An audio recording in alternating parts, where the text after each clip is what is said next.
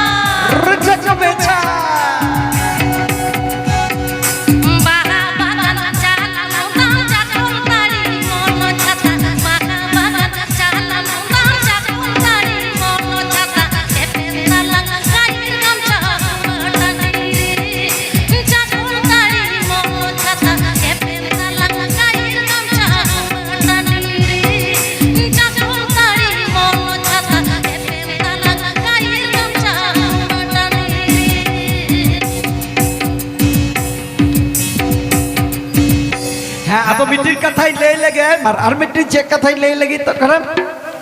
उन्हीं कोड़ा बोया ले दाए पहिल का बबी न नहीं करना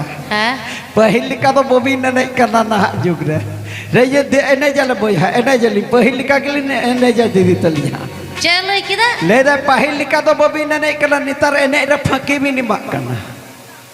तहारी ताना ना तारना तहारी तारी ना ना ना रे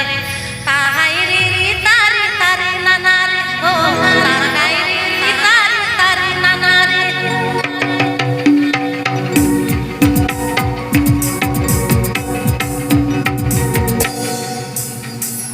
रोड में लालाई के गतिया मिया